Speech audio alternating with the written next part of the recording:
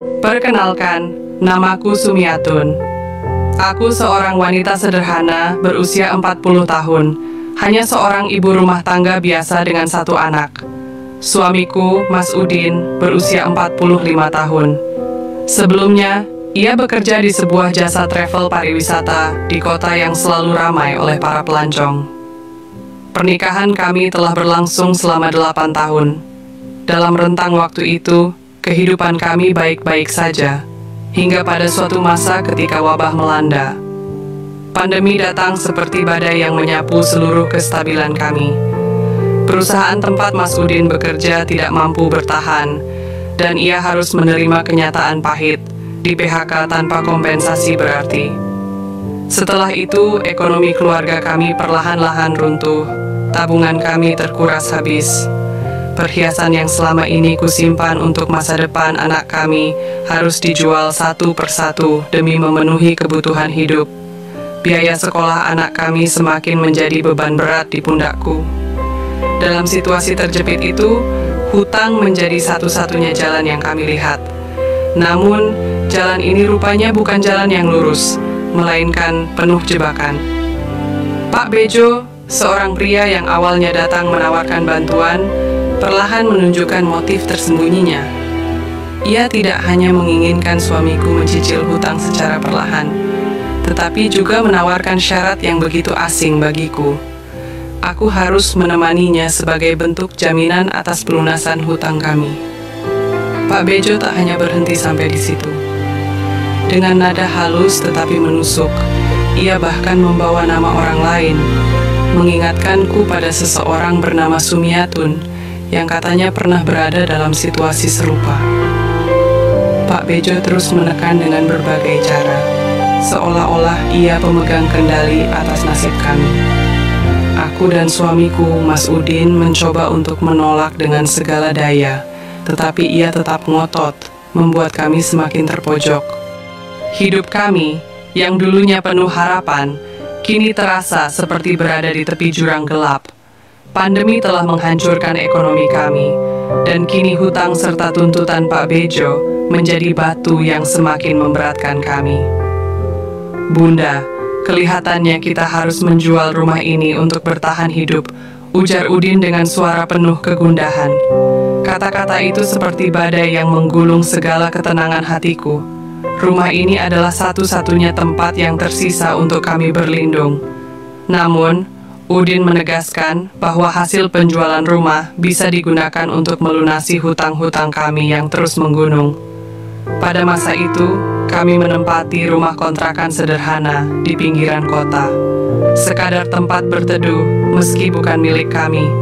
Suatu hari, Bu Linda, pemilik kontrakan, datang dengan wajah penuh kesantunan, namun kata-katanya bagai duri menusuk hati. Kalau tidak bisa bayar segera, kosongkan saja rumah ini, supaya saya bisa berikan ke penyewa lain, katanya. Saat itu suamiku sedang tidak ada di rumah. Aku terkejut mendengar ucapan Bu Linda, karena aku tahu bahwa kontrakan ini seharusnya sudah dibayar oleh suamiku untuk 1 tahun penuh. Dengan penuh kebingungan, aku mencoba menjelaskan, "Bu, sabar dulu ya. Nanti saya tanyakan ke suami saya. Katanya kontrakan ini sudah lunas setahun, Bu." Namun, Bu Linda hanya tersenyum dingin. "Ah, berarti hanya bulan pertama waktu kalian masuk rumah ini yang dibayar," katanya ketus. Mendengar hal itu, tubuhku seakan lunglai. Begitu Udin pulang, aku langsung menanyakan kebenaran ucapan Bu Linda. Dengan nada penuh penyesalan, Udin mengakui segalanya. "Maafkan ayah." "Ya bun, ayah bohong," katanya. "Uang hasil penjualan rumah kita memang habis buat bayar hutang. Sisanya, yang nggak seberapa, ayah coba pakai buat modal usaha kecil-kecilan." Kata-katanya membuatku terdiam. Di satu sisi, aku ingin marah, tapi di sisi lain, aku tahu kami berada di ujung tanduk. Rasa putus asa semakin menyesak di dadaku. Akhirnya, dengan berat hati, aku memutuskan untuk menemui Bu Linda sore itu. Aku tidak tahu apa yang akan terjadi selanjutnya, Tetapi yang pasti, aku harus berusaha mempertahankan tempat tinggal ini, meski untuk sementara waktu. Aku memberanikan diri pergi ke rumah Bu Linda dengan maksud memohon tambahan waktu 2 atau 3 hari lagi untuk bisa tetap tinggal di kontrakan itu. Saat aku tiba di sana, ternyata Bu Linda sedang bersama suaminya, Pak Bejo. Dengan suara penuh harap, aku memohon, "Bu Linda, Pak Bejo, tolong beri kami sedikit waktu. Kasihan anak kami, Bu, Pak. Kami hanya butuh beberapa hari lagi." Namun Pak Bejo, dengan nada datar tapi tegas, menjawab, "Waktu kalian hanya sampai minggu depan. Kalau tidak bisa bayar, segera kosongkan rumah ini." Aku pulang dengan hati berat. Suamiku, Udin, segera menanyakan hasil pertemuanku. "Bunda sudah ketemu Bu Linda dan Pak Bejo?" tanyanya. "Iya, sudah. Aku sudah bicara sama Pak Bejo," jawabku. Tapi jawaban suamiku setelah itu membuatku terkejut dan hampir tak percaya. Bunda tahu Pak Bejo itu sebenarnya sudah lama kenal sama ayah. Dia pengusaha kayu yang sering ayah temui dulu. Bahkan ayah punya banyak hutang ke dia, ujarnya dengan nada penuh penyesalan. "Terus, apa hubungannya sama kontrakan ini?" tanyaku heran. Udin menarik napas panjang sebelum melanjutkan. Pak Bejo bilang, kalau ayah nggak bisa bayar hutang, nggak apa-apa.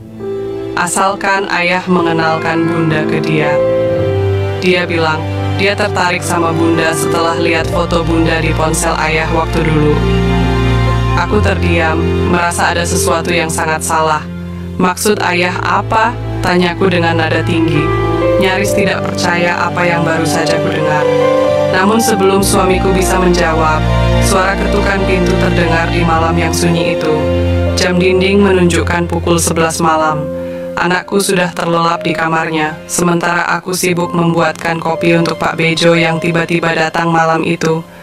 Jam menunjukkan pukul 11 malam, udara dingin menyelimuti rumah kontrakan kecil kami.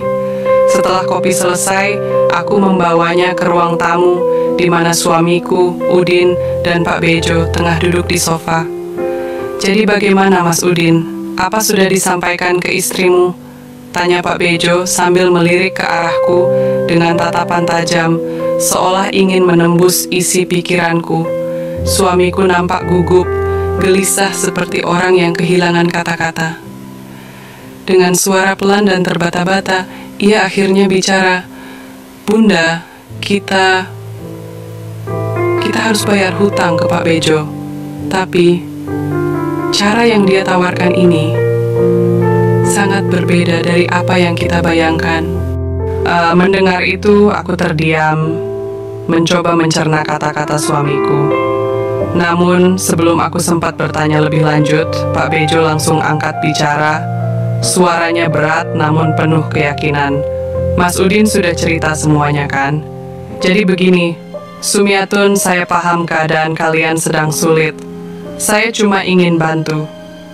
Hutang-hutang kalian tidak perlu dipikirkan lagi. Uang kontrakan pun tidak usah kalian bayar. Bahkan, saya bisa kasih modal buat kalian buka usaha kecil-kecilan." Pak Bejo tersenyum sambil menyeruput kopinya. Seiring waktu, pertemuan dengan Pak Bejo menjadi semakin sering. Awalnya hanya obrolan biasa, tapi aku merasa perlahan ada sesuatu yang berubah dalam diriku. Pak Bejo memiliki cara berbicara yang halus namun tegas, membuatku merasa nyaman sekaligus bingung. Entah mengapa, aku mulai merasa aneh. Ada rasa yang tidak seharusnya muncul setiap kali aku bersama Pak Bejo. Bahkan, lebih dari apa yang aku rasakan terhadap Udin. Tapi, aku tahu semua ini bukanlah hal yang benar. Itulah perjalanan hidupku yang penuh liku. Aku terpaksa melakukannya demi melunasi hutang-hutang suamiku dan menyelamatkan keluarga kami dari keterpurukan ekonomi. Meski hatiku penuh keraguan, aku terus berjalan di jalan yang sulit ini, berharap suatu hari keadaan kami akan membaik dan aku bisa kembali merasakan kebebasan yang sesungguhnya.